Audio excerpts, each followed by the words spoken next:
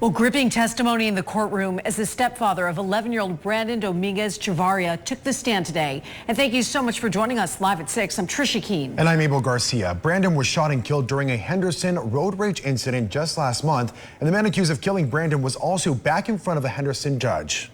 And reporter Shelley Leggett was there and has all of the details of what happened in court today. We went into this hearing not knowing what was going to happen, but shocking new details and eyewitness testimony gave an insight into what led up to that deadly incident last month. And for the first time, we're hearing from the second driver, Valente Ayala, the victim's stepfather. 22-year-old Tyler Matthew Johns was back in Henderson court today for a preliminary hearing. He's charged with murder after investigators say he fired into a vehicle on the 215 Beltway on November 14th, killing 11-year-old Brandon Dominguez-Chavarria, who was on his way to school.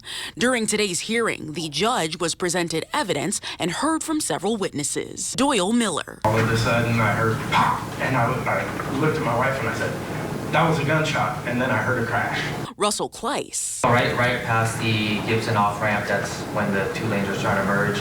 I noticed the vehicle, the blue vehicle, kind of angled in a way that it looked like it was gonna eventually try to get into that farthest right lane. Officer Luke Doty, the first officer on the scene, who got visibly emotional on the stand after describing seeing Dominguez-Chavarria in the back seat of his stepfather's SUV. So the door was left open by the stepfather. As I approached the vehicle, I noticed there was somebody sitting in that rear left seat of this SUV.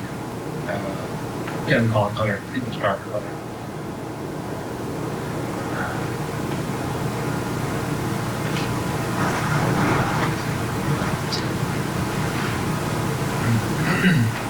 Kind of not really emotional at all. Need to get. I try not to think about things too much. Stay professional. So my job is to be professional. Think about stuff when you're doing your job. But there's a different. And the second driver involved in the incident, Valente Ayala, Dominguez-Chavarria's stepfather. He sat next to a Spanish interpreter on the stand as we heard for the first time what he says happened that morning on November 14th. I look at him, I turn around to look at him, and at that moment I see that he was already pointing a gun at me.